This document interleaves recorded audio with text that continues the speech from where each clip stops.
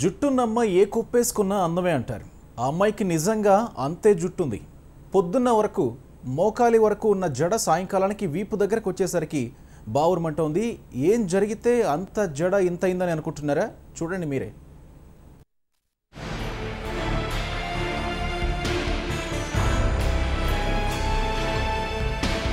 చూడండి, ఈ అమ్మాయి జడ వీపు వరకే ఉంది.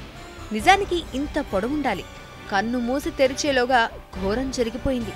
చిన్నతనం నుంచి అల్లారు ముద్దుగా అపురూపంగా పెంచి పోషించుకున్న కేశరాజం కురుచైపోవడంతో లబోదిబోమంటోంది ఈ అమ్మాయి.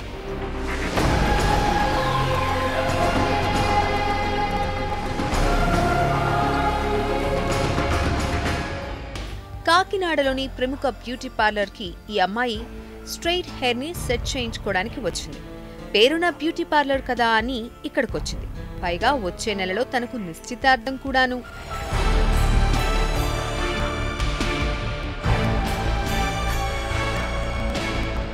అయితే బ్యూటీ పార్లర్ వాళ్లు తాను చెప్పిందానికి విరుద్ధంగా జడ కత్తిరించేశారని వాపోతోంది.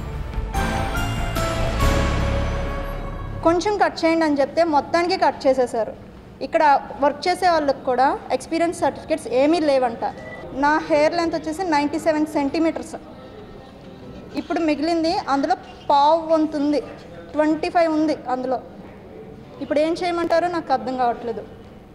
ఎన్నో సంవత్సరాలుగా పెంచుకుంటున్నాను, ఒక్కసారిగా కట్ చేస్తారు. మళ్ళీ అన్ని సంవత్సరాలు నేను ఇలానే బ్రతకాలా? నాకు అసలు ఇలా నచ్చదు.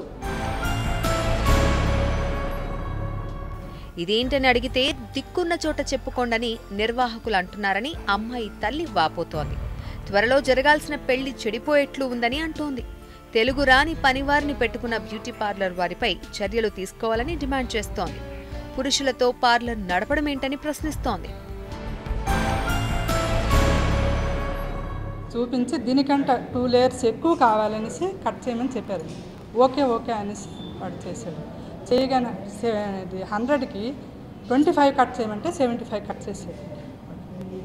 తనకి జుత్తు కంటే ఇంకా ప్రాణమైంది ఇంకో లేదండి. తను మానసికంగా కుంగిపోతుందండి. నేను ఎలాగ ఇప్పుడు తనకి మనోధైర్యం ఇచ్చి ఇప్పుడు మ్యారేజ్ చేసి పంపిస్తాను. పెళ్లి కావాల్సిన అమ్మాయి జడ విషయంలో నిర్లక్ష్యంగా వ్యవహరించిన పార్లర్పై కఠినంగా చర్యలు తీసుకోవాలని స్థానికులు కోరుతున్నారు.